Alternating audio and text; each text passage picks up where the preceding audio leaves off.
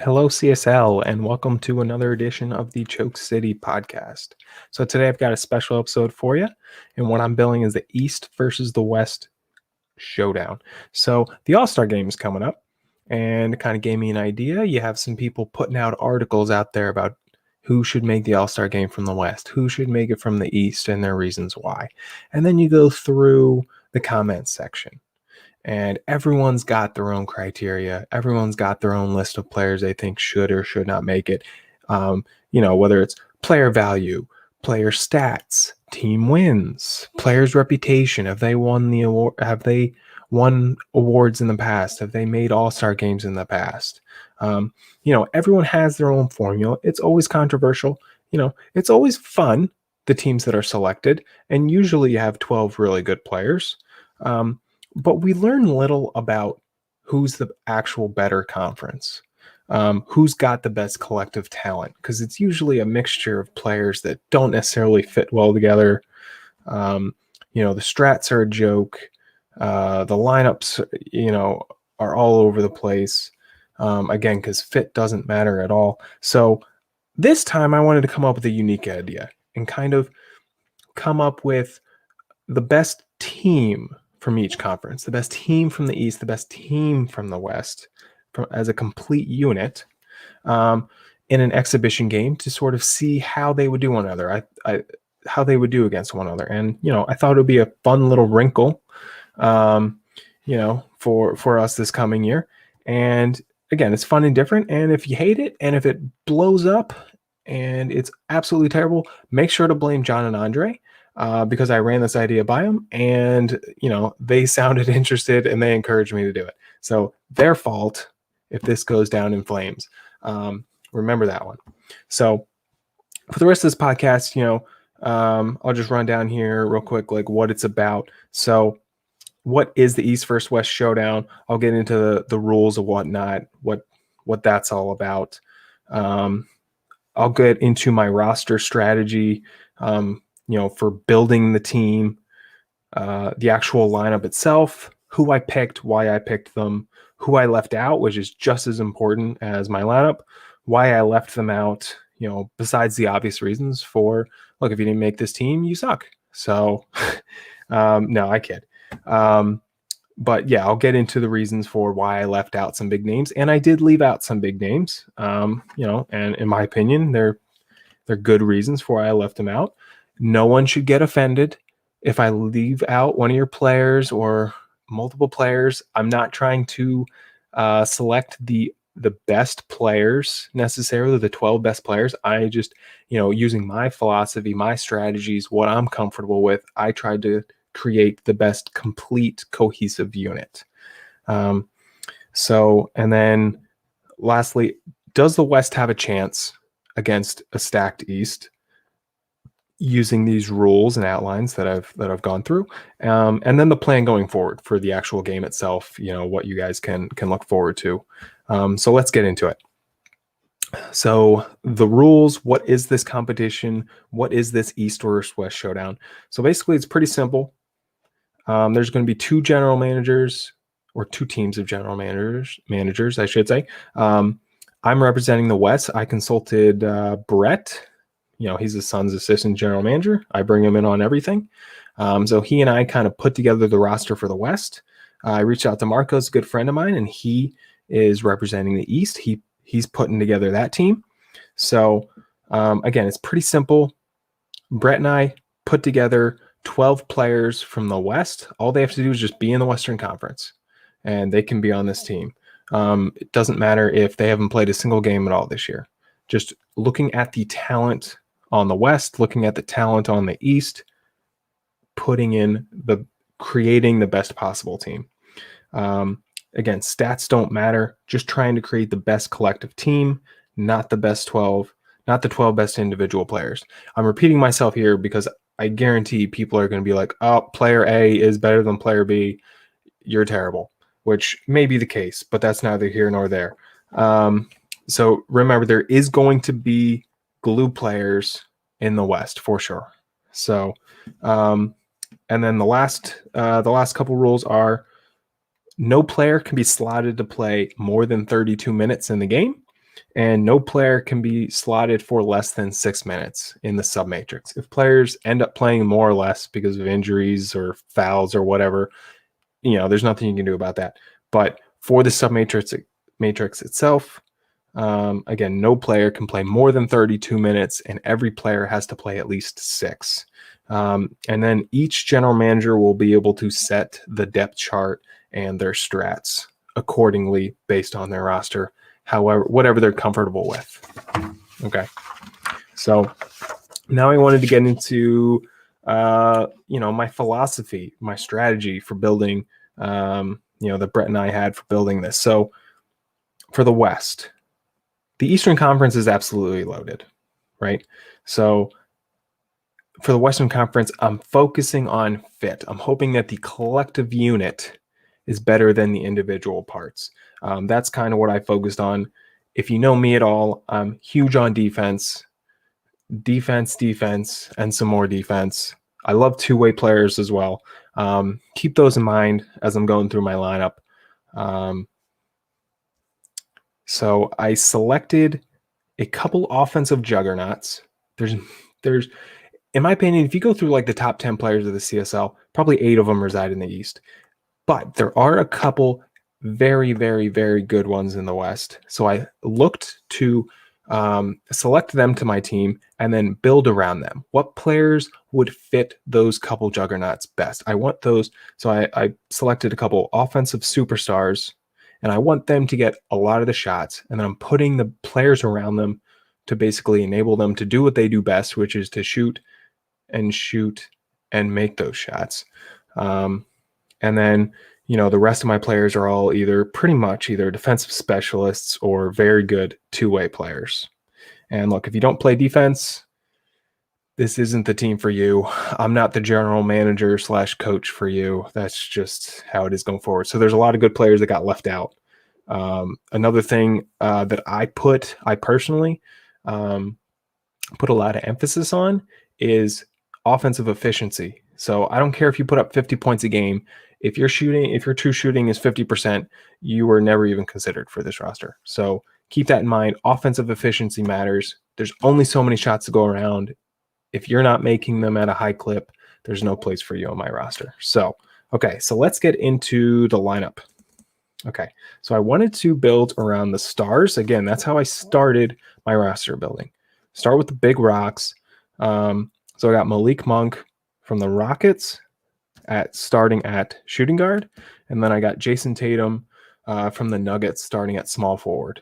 So I'm going to get most of my scoring from the wings, hopefully. These are my 2 offensive superstars. Monk's true shooting percentage is out of this world. It's ridiculous. It's almost at 70% true shooting. The guy's a 3-point monster. So him alone being on my team, Marcos isn't going to be able to zone me or anything. Just having him on the roster, anything that might encourage him to shoot more, Marcos is going to try to avoid. So he is a zone buster in and of himself. And then you got Tatum, who can score from anywhere on the court. He can score inside, mid-range, outside. He can do it all. I think he and Monk fit really well together. Now, if you look at them, neither one is a defensive monster. Tatum is very solid defensively. The 65 defense, he's not going to force a lot of turnovers. Monk is slightly worse defensively at 59 defense, 55 steal. But that's not why they're on this team. They're on this team to score points and to score points and to score points. That's what they're here for. And they're going to do that very, very well. They're very important. So I've got those 2 offensive superstars. They're phenomenal. And then the rest of my starting lineup, I wanted to put the best players around them to enable my superstars to really shine. So at point guard, I thought it was pretty obvious. The only guy that, the guy that was best for the job was Shaq Harrison, who's on my Suns. In my opinion, he's the best defensive point guard in the league. Some people would say Lonzo Ball. That's a discussion for another time. But if you're looking for complete all-around defensively, I think Shaq is second to none. Very few point guards block shots. Shaq averages over a block a game. He steals at a very high rate. His defensive rating is very high, so he stops drives at a very high rate. Underrated are his ability on the glass. He's up near 60 offensive and defensive rebounding. His handling is 80, so he's not going to turn the ball over much. He is exactly what we want as a point guard. He can score, but that's not his bread and butter. It's really his all-around game. I think he's my perimeter lockdown defender. And then we got at power forward. Let's move on to power forward. We got Justice Winslow. He's on the Houston Rockets, and he's going to be my defensive specialist. So I went back and forth with a few people of who I could put here. But really what I wanted, so you look at I'm trying to project what the Eastern Conference is going to look like. Their front court is most likely going to be Ben Simmons and Anthony Davis, which is just ridiculous. Probably unstoppable, but I wanted to, I got my scorers in Monk and Tatum, and now I'm trying to put some defensive pieces around him. And Winslow's actually pretty decent on the rebounding. I didn't expect it, but when I started looking at him a little closer, he's 60 offensive, 67 defensive rebounding, I believe. And yeah, he's 60 offensive, 67 defensive rebounding, which actually is pretty solid. He's a 91 defense, 82 steal, 51 blocking. If there is a guy that can slow down Ben Simmons and or Anthony Davis, whoever I end up choosing to put Winslow on, he's going to be the one. You can't stop those guys, but I'm hoping that they can at least slow him down, maybe force him into a couple extra turnovers than they usually do. And then at center, I've got Karl Anthony Towns. My starting unit is very Houston Rockets heavy. As I was putting this together, I was like, do I really want to put Rockets in the first team? But ignoring what team they're coming from, like this, in my opinion, is the best first unit. So in Karl Anthony Towns, I like that he can act as the third scorer behind Monk and Tatum. He's very good at scoring. He can score. He's not as high volume as Monk and Tatum, but he can chip in with some offense there. He's very good on the glass, which is important, and he's very good defensively. In my opinion, he's the best center in the West. So that's my first unit. And then you look at my second unit. So when I was building this, for the most part, I was trying to have my second unit parallel the first unit. So I got most of my scoring from the wings. So in the second unit, I've got Donovan Mitchell, from the Jazz. And then I got Joe Ingles from the Blazers. Okay, so they're both very good scorers. And my thoughts for trying to parallel the second unit to the first unit, say there's an injury, say there's foul trouble, say Tatum fouls out, gets in foul trouble. That's a big blow to my first unit. Well, Ingles or Mitchell can fill in, and they fill that same role. Now, are they going to be as good as Tatum or Monk if those guys foul out or get injured? No. But they can fill in the same role and do pretty well in that role. And they're also, again, as you'll see in my second unit, they're all very good defenders as well. So we got Donovan Mitchell at shooting guard. He's very good at scoring. He's very good at rebounding. His handling is 87. He does it all. You got Ingles, who's very underrated, probably because he plays on the Blazers, and their GM, they kind of have had a revolving door at general manager the past few years, but he can shoot a three. He shoots at a reasonably high clip. His passing is very high, and I think he's got the best defensive rating in the entire CSL at 94. The guy is the ultimate glue player. Which I think will be a huge addition to my team. I love those guys on the wings. At point guard, so point guard was the weakest, I'll say the shallowest part of the Western Conference when I was looking at the different positions. I ended up going with Sinan Guler, mainly because he's responsible with the ball. He's got very good playmaking, 80 passing, 76 handle, 75 defense. He did what I wanted the second unit to do, which is have a very good defense, very good ball handling, very good passing. Like, he'll get the ball into the playmaker's hands. He'll play good, responsible defense. He's not going to force a ton of steals. He's not going to force a ton of turnovers. He doesn't shoot a ton, but he's actually pretty decent, efficient offensively at 55% true shooting. So when he does shoot, it's usually good looks. More often than not, they go in. So I liked him at point guard. And then we get down to the front court. So power forward, I kind of went in the same mold as Winslow. I went with Rui Hachimura. And again, I was pleasantly surprised with his rebounding skills or his rebounding ratings are pretty good, better than I was expecting. With the 74 defensive rebounding, he's got 84 defense, 61 blocking. So he's very good at blocking shots. He's not just a ball thief, but he can do that too with 74 steal. So I like him in the Winslow role for the second unit. And again, he's low volume, just like Winslow is. Both those guys are low volume. They're not very efficient offensively, but they're not going to take many shots. So I'm not too worried about that. And then I got Marvin Bagley at center, who's another very, very good two-way player. As Phil knows, as I constantly pepper him with trade requests there. He's very good on the glass, 81 and 80, 81 offensive, 80 defensive rebounding, 72 defense, 64 blocking. He's among the league leaders in blocked shots. He can score at a good clip. He's actually pretty similar to Karl Anthony Towns as far as like they can both do it all. So I like those two, locking down my center spot in the first and second unit. And then for the 11th, 12th men, I wanted to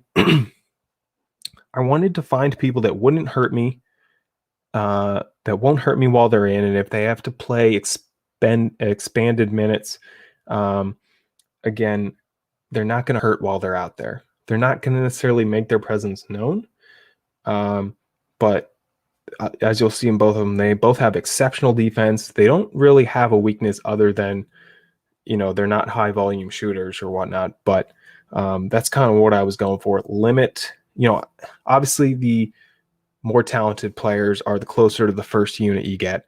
When you get to the 11th, 12th, I'm really just trying to limit damage for the minutes that they're in and whatnot. So I chose Malik Bridges. I thought he'd be a very good fill-in on the wings, in case there's injuries, foul troubles, whatnot.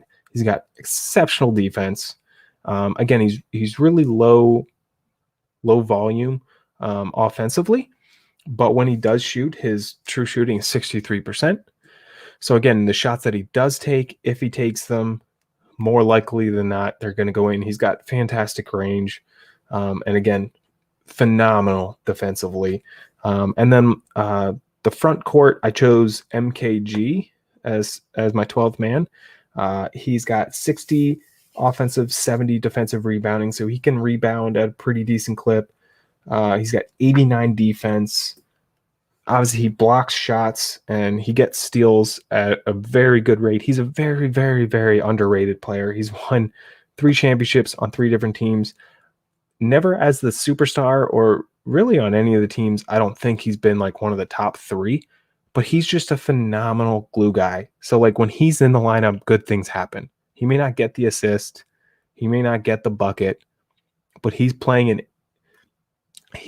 a pivotal role that helps the team. In my opinion, perfect bottom of the roster for this East versus West showdown. So that's my lineup. Again, I'll go through it real quick. So in the first unit, we got Shaq as the point guard, Monk as the shooting guard, Tatum as the small forward, Winslow as the power forward, Karl Anthony Towns as the center. Second unit, we got Guler as the point guard, Mitchell as the shooting guard, Ingles as the small forward, Rui Hachimura as the power forward, Bagley as the center, And then the 11th and 12th men are Malik Bridges and Michael Kidd-Gilchrist. So now I'll get into the people that I left out and why I left them out, besides just the obvious that they're terrible. No, I kid. Honestly, it was just they were just either beaten out by someone that I thought was just slightly better at what they do, or they're just not the player that I was looking for. Again, anyone that knows me, I love defense. I love two-way players.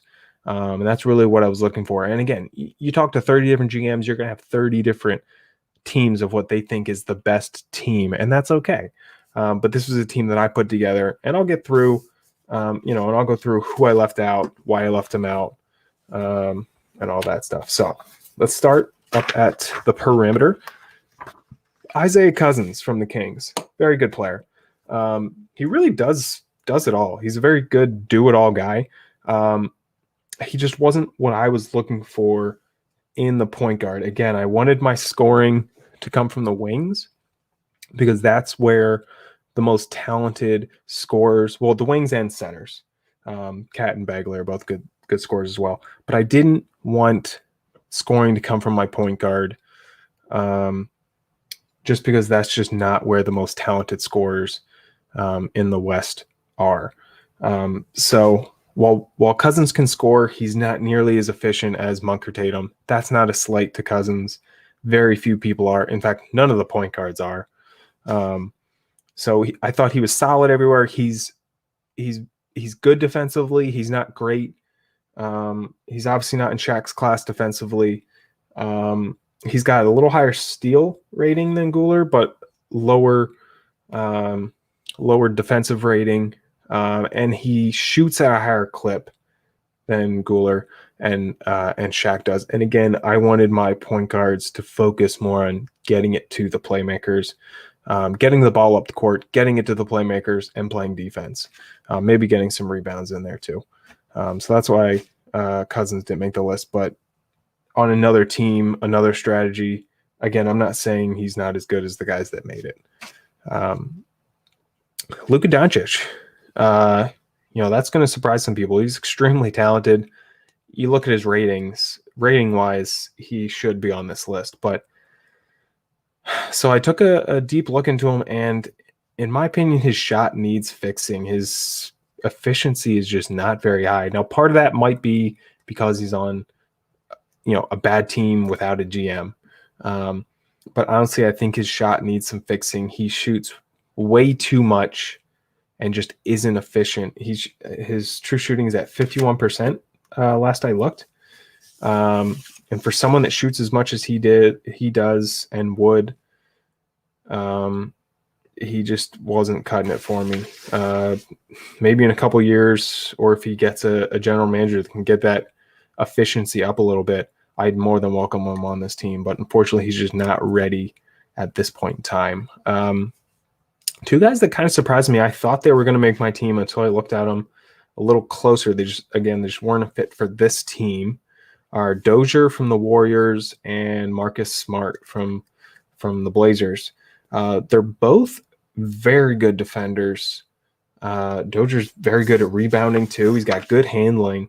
I liked everything about him except that he's very high volume shooter. He doesn't have range, and his shooting efficiency is at 51%, which isn't awful, but again, it's not Monk, it's not Tatum level. So I didn't. It's even below. Honestly, it's even below Mitchell's level. Donovan Mitchell's at 55% true shooting, which I thought going into it, I thought Dozier was going to be higher, and Smart's at 52%. So I've got two, and they're both high volume shooters. So they're both ball hungry. They demand the ball. They're not as efficient. They're both very good defenders, but why put them in when, Mitchell and Ingles are arguably just as good defenders as Dozier and Smart, but they're better offensively. They're more efficient offensively. For this unit, this all-star team type thing, they just weren't what I was looking for. Layman and Luke Kennard. they were both very good players. They're both players that I really considered. I really wanted to find a spot for them. They just lost out to Ingles. I thought they were very similar to Ingles, but I just really liked Ingles' ability, his passing ability, and his 94 defense was just not something. Both Lehman and Kennard, very good three-point shooters, very good efficiency, and they're not bad defensively. They just weren't quite on Ingles' level. And I didn't need more players of that same type. I didn't need redundancies there. Once Ingles was in there. And then they were also considered for the 11th spot with Bridges, but at 6 minutes, I just really wanted someone that could lock it down, hold the fort down while they're in there, and that's why I went with Bridges over these two. But those two guys are definitely people that I considered. And then we'll get into who's next. A couple Suns. Probably surprised some people that I did not put Akaro on this team. Obviously, he's very important to what my Suns do. He's a defensive juggernaut. What I wanted was from him, he didn't rebound quite well enough for me to put him in the power forward spot where Winslow and Rui Hachimura both rebound much better than Akaro. Not that he's awful, but he's definitely worse at rebounding than they are. And at that power forward spot, especially if they're going up against an Anthony Davis or a Ben Simmons, he would just get owned on the glass by them. So I couldn't really put Akaro in the power forward spot. So if he was going to make it on the wings, I needed him to be more of a two-way guy, which just isn't him. He's efficient offensively, but he doesn't do many shots. He's really just, at this point, he's a defensive specialist. And I had much better two-way guys, which is what I was looking for in my wings. So he didn't make it there. Taylor was another guy I really wanted to put on this team. But again, I just went with Donovan Mitchell, who's just had more of a well-rounded game. Taylor's more, better offensively than Mitchell. Not a significant amount, but they both score about the same amount of points per game. Taylor's more efficient. Taylor's more talented offensively, but Mitchell's still very good, and Mitchell's better defensively. He's better at rebounding. He just brought more well-rounded game. He doesn't need to make shots to be important on this team, whereas I felt Taylor, that's what he does best. And it's great for my Phoenix Suns because I've got a team built around Taylor. But on this team, there's more talented scorers than Taylor on this team. So I wasn't building a team for Taylor. I was building a team for these other guys. So Mitchell fit what I was looking for in that spot just a little bit more. Because if Taylor's not taking shots and making those shots, then he's not making his presence felt. If he's only taking 4 or 5 shots a game, who cares if he's slightly more talented offensively than Mitchell? Because he's not going to get many rebounds. He's not going to get many steals. That's just not his game. So I thought Mitchell could bring more value. And also what kind of put Mitchell over the top was I liked the ability to have him as my emergency point guard. So we're only allowed 12 people on this roster.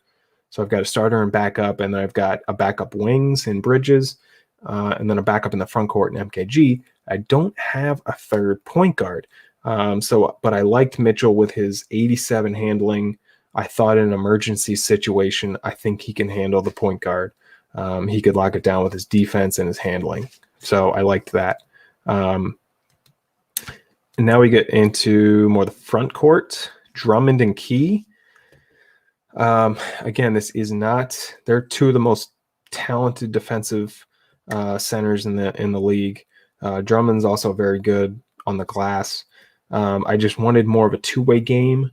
Neither Drummond nor Key offer a ton offensively. They're not bad. They're just, even given starters minutes on normal teams, they're averaging like 9-10 points a game. That's just not their game. So, but I wanted more of a two-way. I wanted to be able to get some buckets in the post, especially if you look at my power forward spots with Winslow and Hachimura. I wanted a little bit more of if I was going to go super defense at power forward, I wanted a little bit more offense at center, so that's why they got left off this list. And then you got Markkanen and Porter, both very good offensively, just not enough defense for this team. Again, I value defense way too much. They're both good offensively, good players. I'd love to have them on my Suns.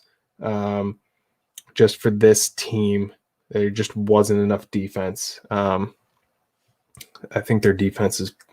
Let me look it up real quick. Their defense is in the 50s. Porter's at 53 defense, 52 block, 52 steal. Markkanen 59 defense, 42 block, 42 steal. And look, that's not their game. They're more offensive guys, and they're both talented offensively. They're both pretty good on the glass too. Markkanen at 78 offensive, 75 defensive. Porter at 45 offensive, so he's not really good on the offensive glass, but he has 80 defensive rebounding, so he's very good there. So look, they're both very good players, very good on offense. They just didn't have enough two-way game. Cat and Bagley, I thought, were just better players, at least at this point in their careers. And then one of the last ones, Parker, Jabari Parker, one of the best offensive guys in the league. I just didn't think he was as good as Monk and Tatum offensively. A case could be made, but Tatum and Monk are just more that. Well, one, they're more efficient. They're all high volume shooters, but Tatum and Monk are more efficient. In my opinion, just a little bit better offensively, and Parker just didn't have enough defense.